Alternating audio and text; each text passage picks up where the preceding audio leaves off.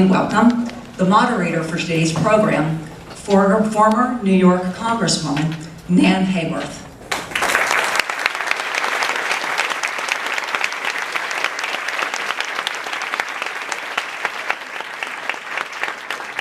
Thank you so very much, Grace, for that wonderful introduction, and it is a real pleasure to be in Bucks County. When I was in Congress, I represented not only the Hudson Valley of New York, but also the Upper Delaware River Valley, so I do have some familiarity with the wonders of this beautiful area. And thank you so very much for being here. We are here today with two very distinguished guests, advisor to the President, Ivanka Trump, and U.S. Treasurer Jovita Carranza.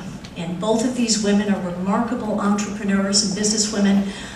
They're also women who are very familiar with the challenges of having home and family, retirement plans, life planning, and how all of that is affected for hardworking folks like you here in Bucks County and across the country by tax reform. And we're hoping to accomplish some very great things with tax reform together. So with that, I am going to introduce for you our guests, advisor to the President, Ivanka Trump.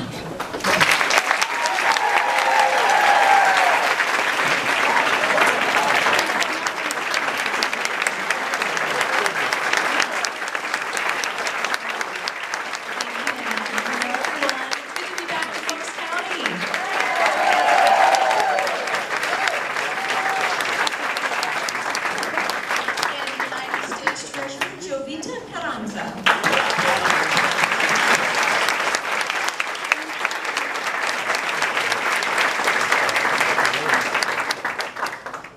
And Ivanka, Jovita, I'd like to start us out with, if you could both give us your perspective on how tax reform will benefit families here in the communities in Bucks County, working moms, entrepreneurs, hardworking folks in the middle class, working families. So if you could give us your perspective on why that's so important, I'd appreciate it. Well, tax reform is critical, and it's also long overdue.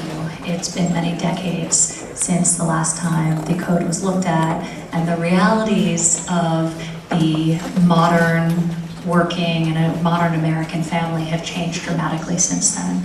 So on a basic level, this is a bipartisan discussion. People, Americans want tax reform. They want simplicity. It's too complicated. It was not intended to be so, but it's years and years of lobbyist inserts that have created a tax code that requires, that basically means that 94% of Americans that are filing require some form of help in doing so, whether it's electronic or vis-a-vis a tax consultant. So the fact that it's gotten so complicated is indicative of all the special interests and all the loopholes that have been created over the years. We also need to ensure that this country is competitive. America has the greatest workers, we've got the greatest skills, we've got the greatest spirit, but we need to be able to compete in an increasingly global world, and we can't do that if our corporate tax rates are some of the highest and the highest in the developed world. So that is a major disadvantage to our American businesses, and on many levels is something that we all need to be considering as we want to maintain and regain our competitiveness in the global marketplace. But I think, and when I started off, I talked about the recognition of what the modern American family looks like, and the cost of raising children has gone up dramatically. Yet over the last several decades, wages have largely stagnated.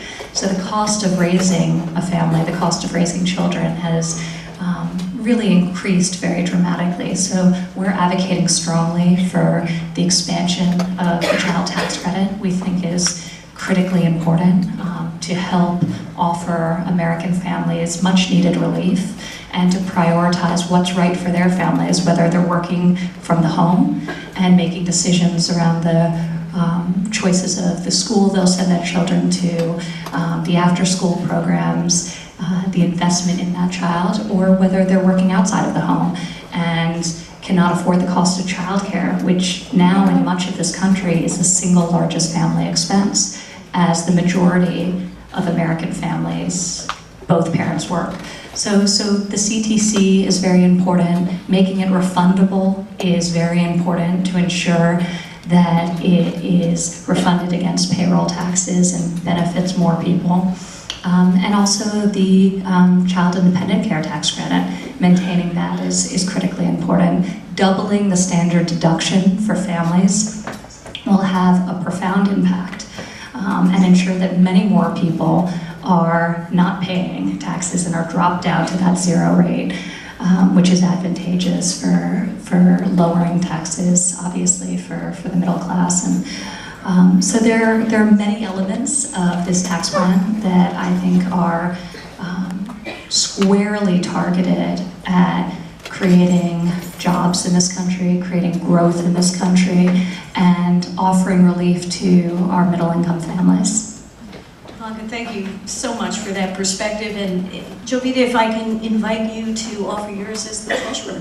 Absolutely, and thank you very much for the invitation. And it's a real pleasure and honor working with the advisor to the President, Ivanka. We've shared some really great moments in the car discussing how important tax reform is to middle America. Because middle America, and I represent that, born in Chicago and raised with a blue-collar family, and worked 3 jobs. And when the last tax reform occurred, I was dispatching 300 drivers at UPS and making your deliveries. We didn't have a GPS, we didn't have automated or digital delivery records, there were paper records, and we didn't have the iPhone. And the person who wrote my speech is a millennial, and I had to remind them, yes, we had electricity then. But that's how long tax reform has occurred. And I am one of those 90% that had to pay someone to perform the tax filing for me. I'm one of the 12 members that had to apply based on one of the 12 educational criteria in the tax reform or issues. And then I'm also one of your 15, because I've retired twice and had to qualify under the retirement code, and each one of them with eligibility. And I must say that I know really, really well the 218 terms to describe married, because I have been unmarried, married, and divorced. So I fit all the criteria, and so tax reform really touches home for me and for the underserved community that I represent. The other concern I have, and very much interest, is informing people to support the tax reform, because it touches not only the middle income, but also, let's talk about corporate America.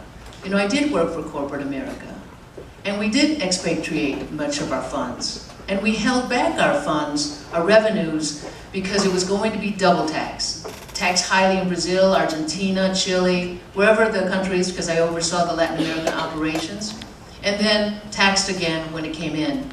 And then I also saw benefits erosion, because corporate America was looking at no more cradle to grave. And so you had to issue reimbursement benefits, healthcare benefits, you had also merit increases.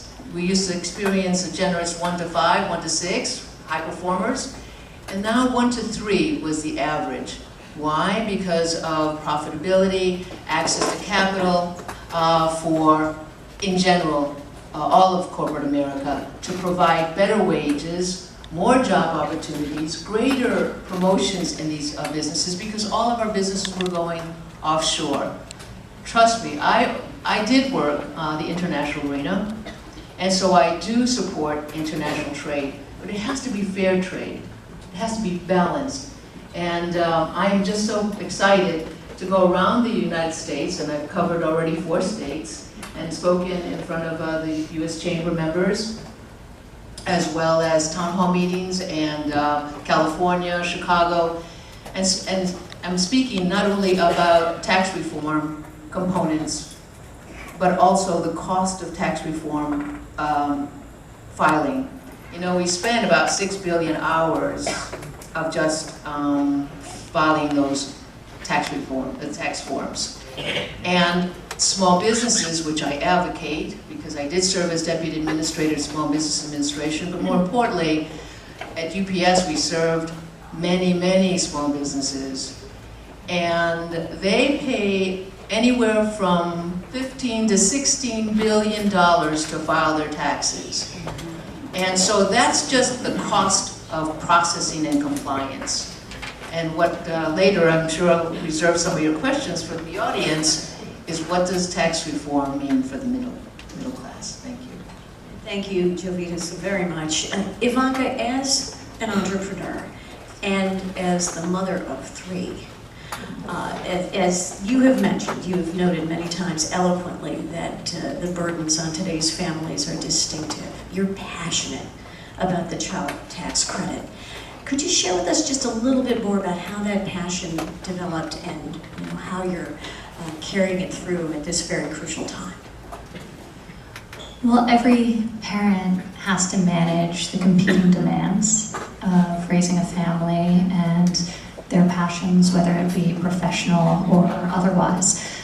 And I too had to manage that, but I am far more fortunate than most, and I had help, and I recognized that I wouldn't be able to do even a small fraction of what I was doing professionally, or as a parent, just being so tired and overtaxed if I didn't have access to the means to be able to put myself, my children in a secure and safe and protected and nurturing environment. And it's an amazing thing because as a country, the United States spends less than any other country in the developed world per child on early childhood education. So those critical years between 0 and 5. And I think that's an enormous mistake. I think parents recognize the importance of those years and want to provide nurturing environments for their children. The cost of raising a child has gone up so much while wages have stagnated, often frustrating a parent's ability to provide for their children in that regard, however they see fit. And the thing I like about the child tax credit, it is not prescriptive. So it enables a family to decide what is the right investment for them and their child, and the unique needs of each of their individual children. So I think it's a very well-designed credit that will have a very big difference in the lives of many families, but also can be unique to that individual family. But I think it's really just the recognition that as a country, we have to have policies that mirror our values, work and family. So we have to support the American worker, we have to create jobs, we have to create growth, but we also have to support that American worker's family and encourage that next generation to be as skilled and competitive and compassionate and engaged as every other generation prior. So for me, I think this tax reform really couples two things that are really core values as a country, which is work and supporting the American family. So well put, Ivanka, thank you. In creating financial stability and opportunity for all citizens, folks, like all the folks here joining us today from Bucks County, who are working very, very hard in this most wonderful of countries. How can tax reform make things even better for those of us seeking to be entrepreneurs or to work and succeed in the United States? As a small business owner, we always complain about how we're taxed like big America, big corporate, big C. And the fact that the marginal tax is going to be capped at 25% really is going to help out significantly. And then capital expenditures for your infrastructure, not buildings, but your equipment and whatnot, to be 100% recognized the first 5 years is a real big cost savings. The fact that the death tax is a consideration for the farmers and the small business owners. You know, it's tough enough just to be an entrepreneur and have this brilliant idea, excel in innovation, and then go to a bank and ask for funds to take your business another step further. But then once that does occur, it's how do you finance it? How do you retain it? How do you sustain your business? And this tax reform is definitely going to put back funds into the household from every level. The fact that the child care tax is one, then you have the small business tax opportunity, then you also have where I mentioned the expatriation, where we have $2 trillion overseas. If that comes back into the United States, that means job growth, that means job opportunities. I can't stress that enough. And that's more investment in the US, where manufacturing, as you know, has taken a back seat for a long time, but I'm very, very pleased and very much encouraged about how our energy resources have been unleashed in the United States just recently under this president. And so I know that that initiates thousands of new jobs. And small businesses, to answer your question, generate 60% of the private sector new jobs.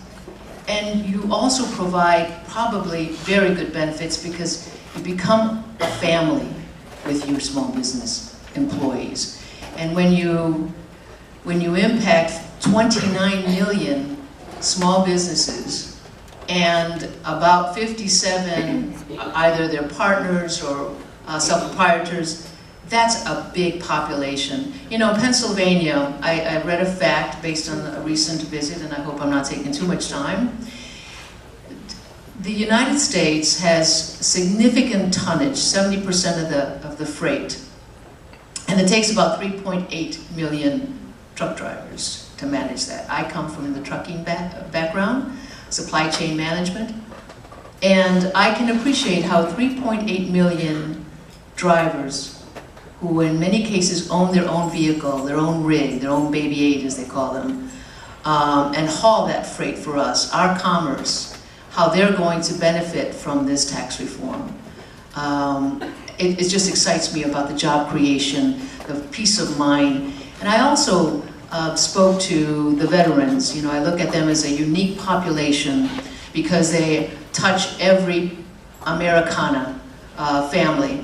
And financial literacy is very, very important. And we find that during tax time, people walk that fine line. They make a decision whether to save some of their tax returns. And that's an area that I'm really focused on because the more funds we do realize based on the tax reform benefits, then the next step is how do we save for the long term? And that's one of my goals as a U.S. Treasurer, the financial literacy and monetary education, and really empower. I'm empowered really as a U.S. Treasurer to facilitate what we call regulatory reform to improve the financial independence of our Americans. I just wanted to follow up on that for a moment because legislatively, tax reform is the administration's top priority. And everyone is laser focused on it across the administration. But regulatory reform is something that we were able to do at an executive level. And we have been incredibly focused on. And it's making an enormous impact.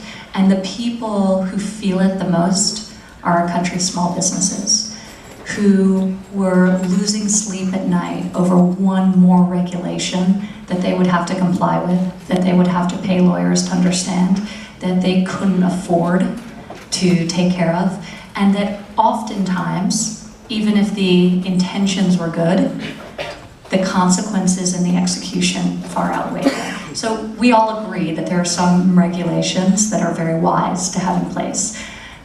Nobody says zero regulation, but there's been an accumulation to the extent that it's had such tremendous stifling impact on this country's small businesses. And I think part of the reason why you see increased optimism, part of the reason you see the economy soaring at such highs is our program of deregulation. So that, coupled with tax reform,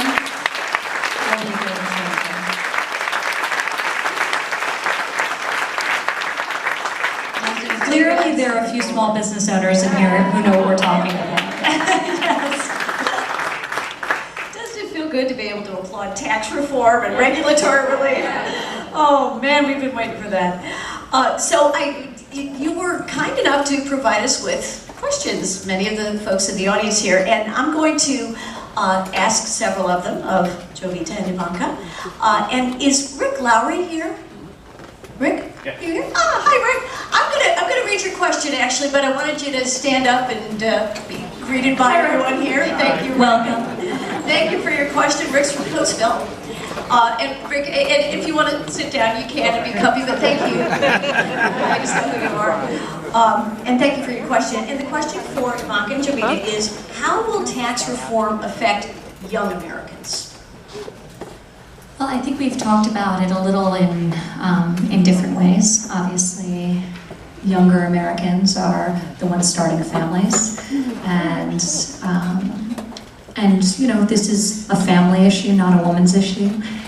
Caring for that family, and increasingly men are involved in that discussion, which is critically important as we think about the care dynamic. But this does disproportionately impact women as you think about leaving the workforce to provide unpaid care and the support that the family needs to ensure that they can work and have children, which is very important. I think regulatory reform and some of the things we're doing as an administration have enormous impact on young Americans. Lowering the corporate tax rate and the small business tax rate will be transformative, and I think will be incredibly, very critical. That coupled with moving to a territorial system will be critical for younger entrepreneurs as they're assessing the global dynamics around where they should start and headquarter their businesses. And the reality is that conversation's happening. People are deciding every day, is not this city versus that city the right place for us? That conversation's being had as well. This state versus that state. But this country versus that country. And as a young person is starting their entrepreneurial endeavor, there's a lot more latitude to pick up and move. Oftentimes unburdened by some of the legacy commitments that we all have as we get older and the roots that we have in our community. And we need to ensure that that next generation of innovators and entrepreneurs, they don't want to be anywhere other than the United States of America. And tax reform is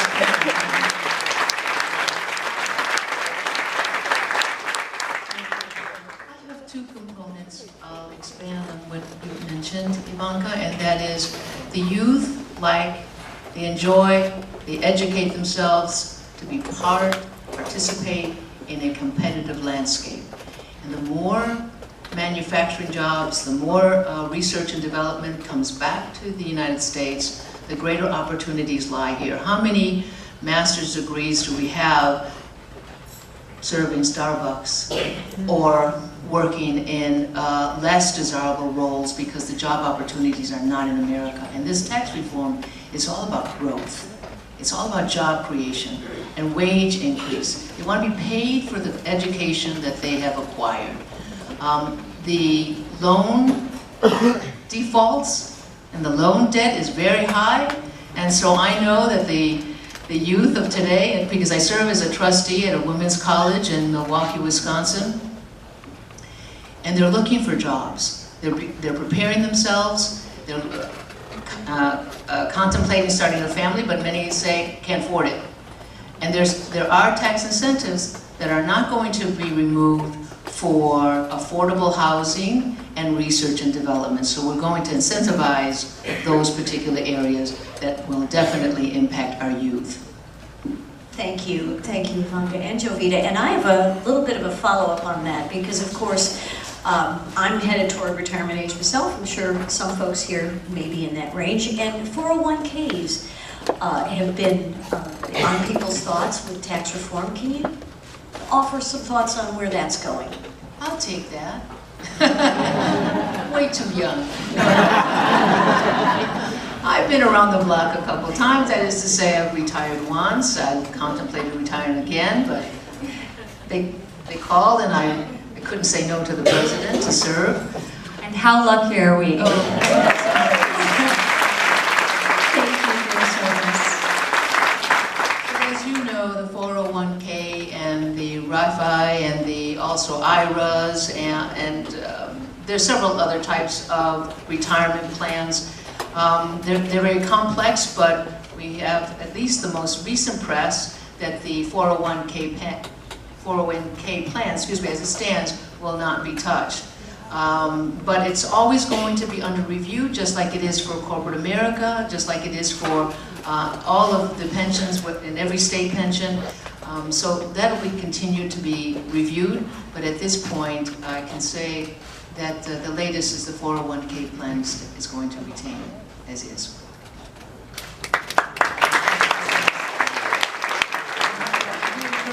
To start saving young, because you never know. Smartest advice we can give. Carol DeVos, I hope I'm pronouncing your name. Carol, can you raise your hand? Carol DeVos. Hi, Carol.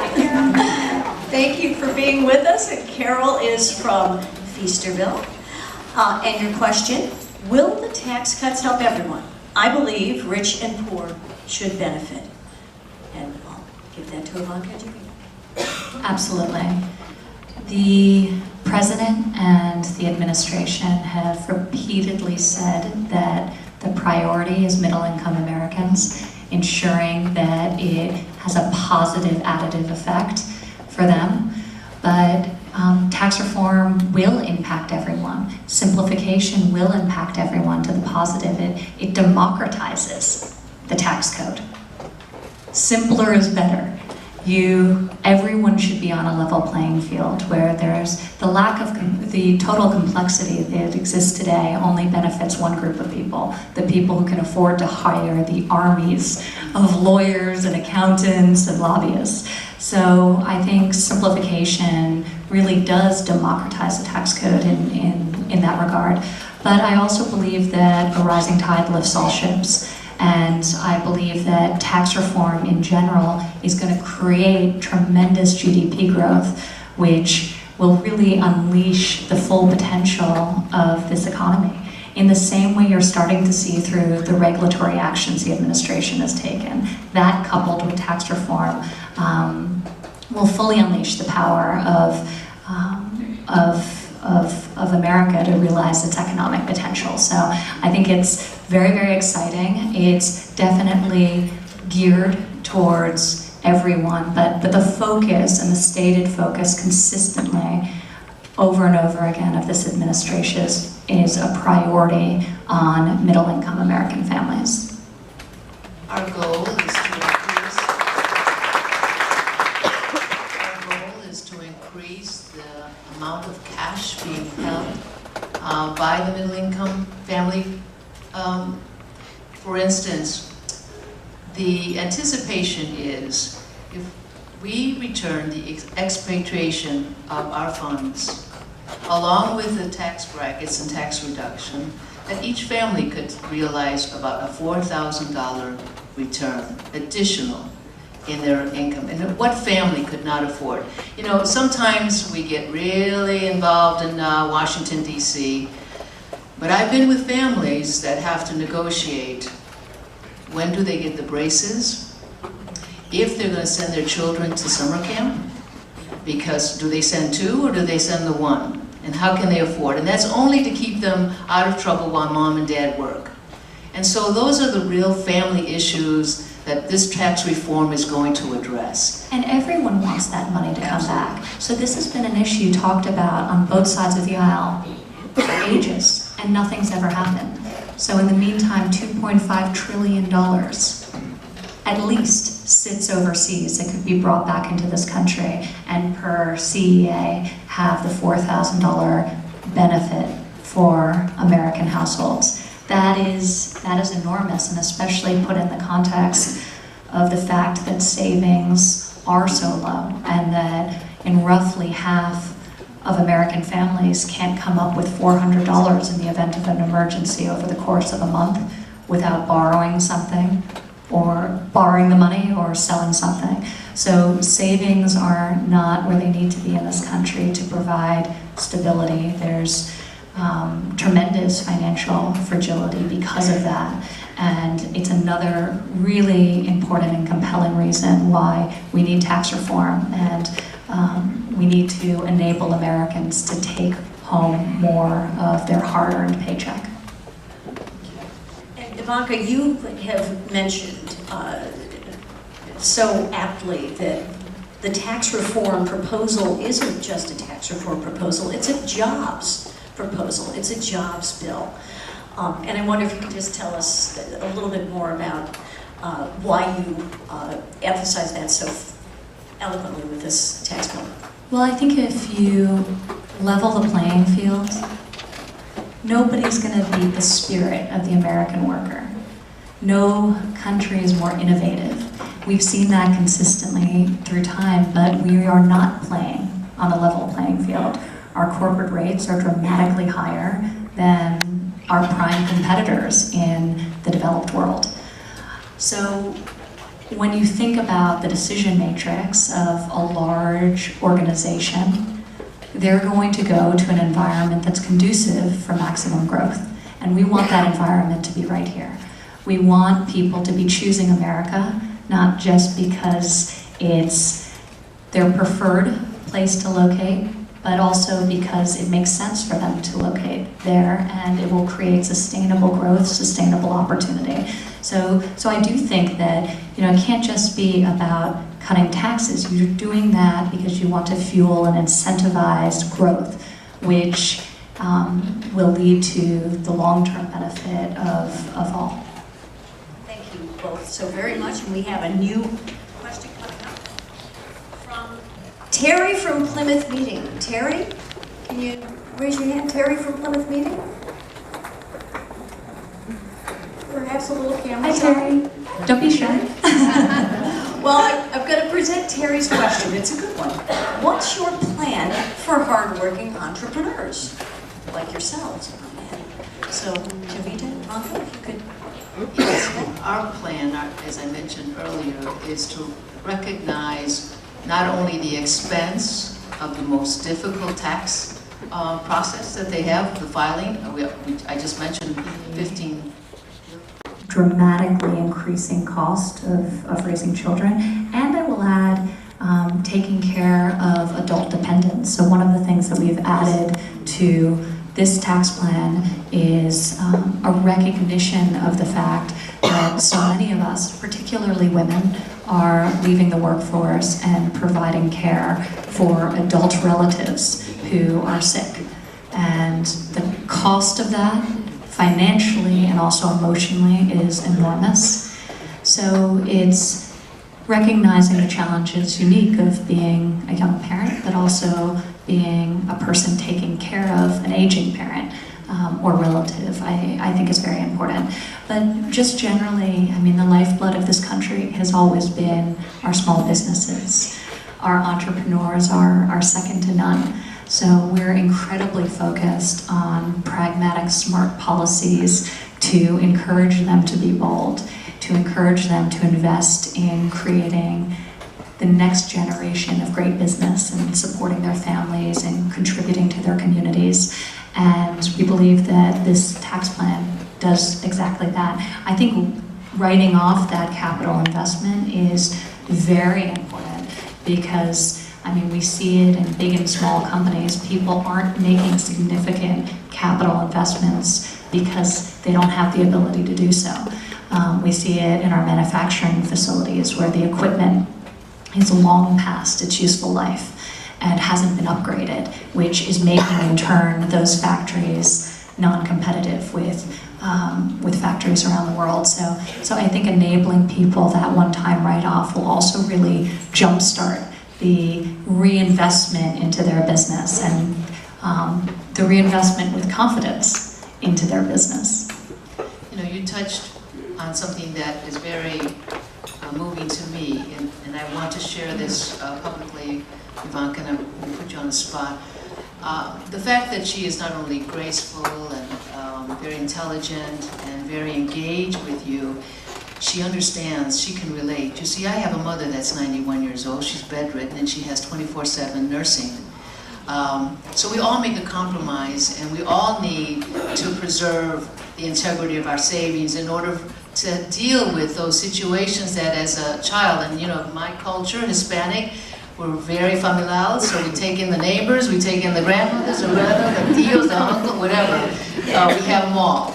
And the fact that there's a $500 credit for non-dependent children, that really helps the Hispanic family because we take them all in, all the cousins and whatnot. So thank you, Ivanka, for being sensitive and understanding the role.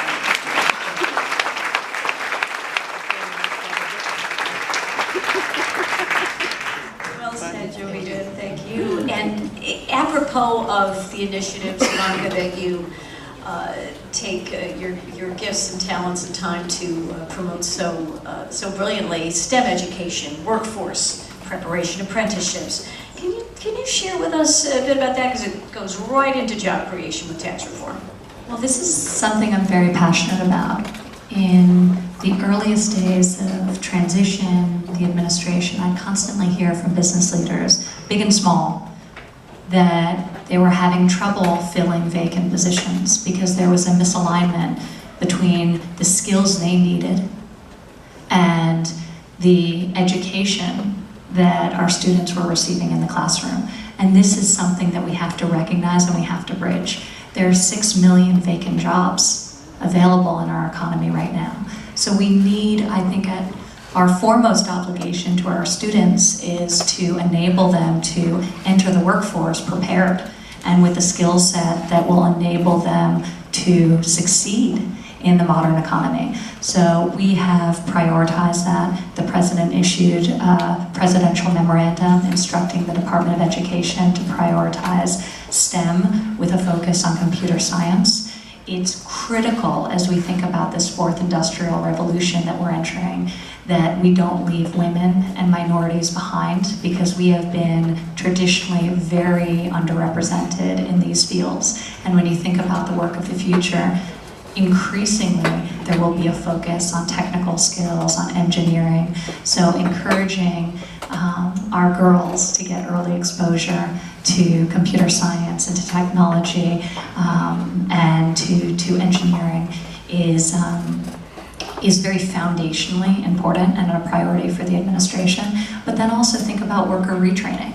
As an administration, we're very focused on apprenticeship programs, on returnships, on retraining. So what do you do when you have a segment geographically of the population that you anticipate that their jobs may be lost for one reason or another? How do you retrain that workforce? And what are the best programs out there to do that tactically to ensure that everyone has an opportunity to succeed in this economy? So there are different questions, starting with our youngest student to our older worker who wants to continue to work or has to continue to work to provide for their family. And how do we think about education and skills training to both fill those vacant jobs that we want to fill, but also to make sure that everyone's able to provide for themselves and their families? Well, it's an interesting question because the Treasurer is just as focused as the President in the area of STEM. You see, the U.S. Treasurer, the Secretary of Treasury, Steve Mnuchin, is the chair of the Federal Financial and Literacy Education Commission, and it consists of 20 agencies. And currently we are reforming that commission, modernizing it to address the needs of improving in the STEM student enrollment.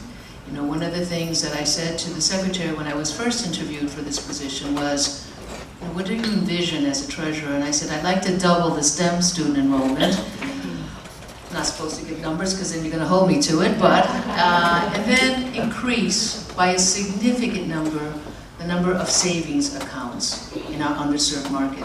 And so we're working with 20 agencies to address the increase in STEM student enrollment.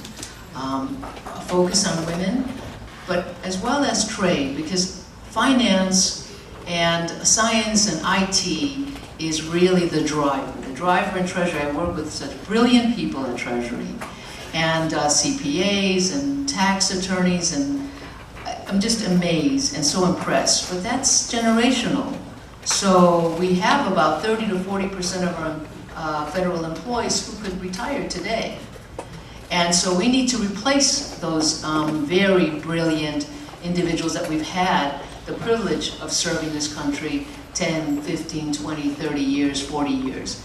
And so it's a real focus and real importance to focus in on the STEM student enrollment and how can we facilitate that in all of our schools, including the inner city schools.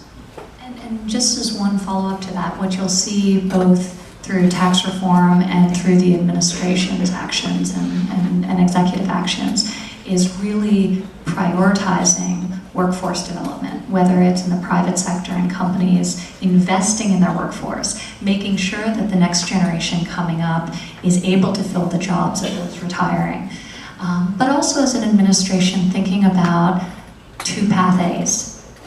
For every person, college is not the right option, and we have to stop conditioning our students that that is the only viable path, when there are many jobs available that require just high school or some level of post-secondary education. So how are we thinking about workforce development starting in our high schools and continuing in our technical schools and vocational schools that have been largely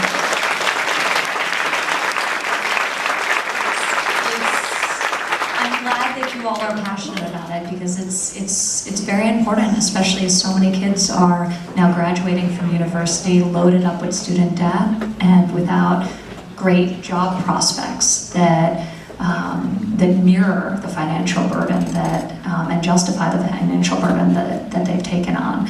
So I think one of the things you'll start to see, and just last week the apprenticeship task force we're putting together at the Department of Labor was announced. And we're thinking about industry-wide credentialing and the intersection of technical education and community college with the jobs that are available in different sectors of the industry and how we can create certifications and credentials to enable that knowledge to be portable. You see it a bit in the construction industry, but we could have that in so many other industries where somebody's experience is recognized as they move from state to state and employer to employer across certain industries. So we're very, very focused on apprenticeship and that to fuel economic growth as well.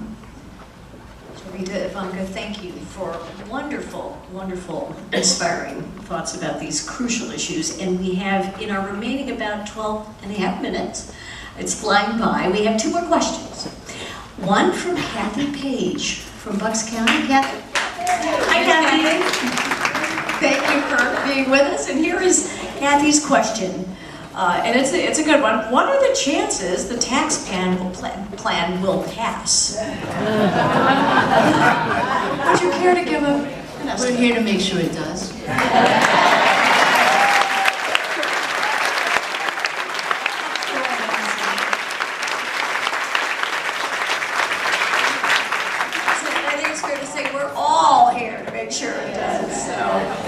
Thank you, Kathy, for that little spur to all of us. It has to pass, and it deserves to. And we have, this is a great one, Morgan and Emily from Richboro. Morgan and Emily. Hey, stand up, Morgan and Emily.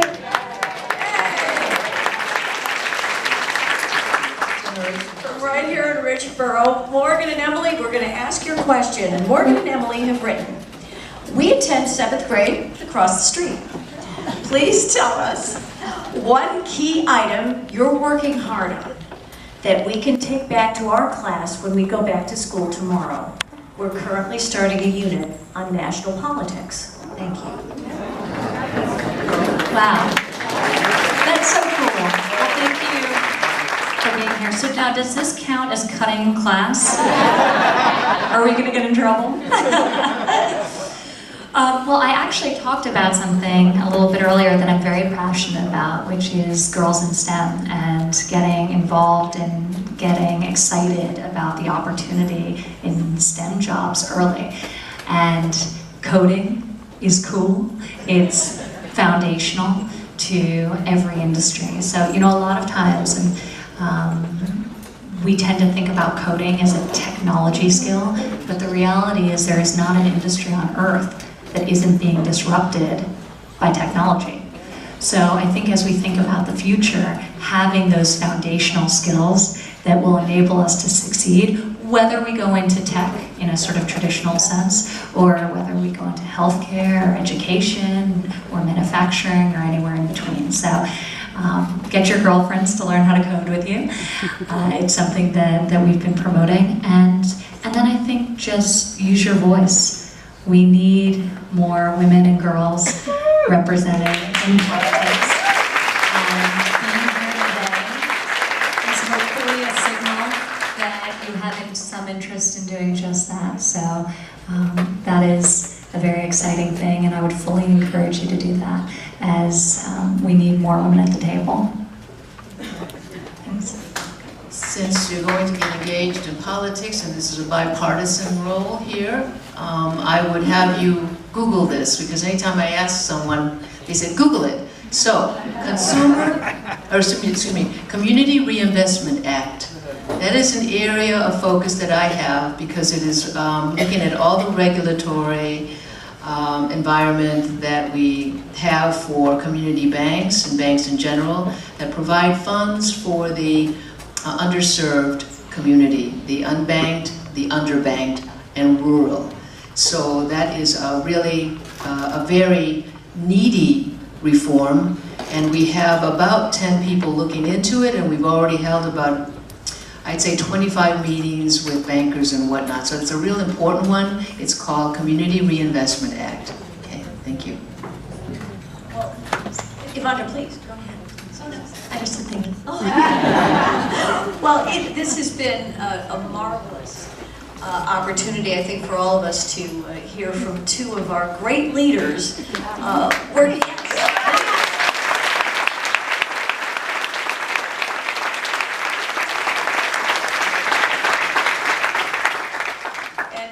I want to thank you on behalf of our hosts today, of Presidential Advisor Ivanka Trump, U.S. Treasurer Jovita Carranza, for your caring and your effort and your hard work, because the way we will achieve this together is through your dedication and through what you share with your neighbors and your friends and your loved ones across the country. And I'm going to ask Ivanka and Jovita if you might have a couple of closing thoughts for us in these last few minutes. I know we've talked about an awful lot of things, but if we could wrap it up together. First of all, I would like to thank you. Wonderful moderator. We're very appreciative, and to everyone in the audience, thank you for taking the time. We know that time is incredibly valuable, so it means a lot that each of you took the time to be here today and join in this discussion. I would urge you to remind everyone in Congress about how vitally important this is, and how the American people, Republican and Democrat, want tax relief and want tax reform, because this is an important issue to the vast majority of this country, and our legislators need to be reminded of that. So we are committed, we are focused, we are doing everything that we can, and lend your voices to the discussion and help us remind everyone in Washington, D.C. of just how critical this is to the future competitiveness of this country and to everyone in the room and across the country individually. Thanks. This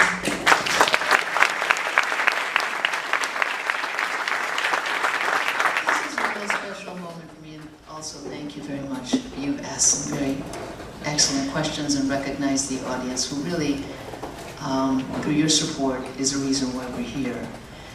I speak to large audiences no differently than you, Ivanka, but your reception and attention was really spectacular. It drew some details that probably I don't have on my cheat sheet notes, because tax reform is so critical to our nation's strength, competition, and wealth, and national security. We cannot forget that component. And I'd like to hear from you, eventually through notes, how we can improve these forums because we want to bring the right message. We need your support, and we need you to resonate this message through your churches, through your schools, and through your business colleagues, because it's really that important. Thank you. Is there anything more reinvigorating than getting out of Washington? So thank you for hosting us.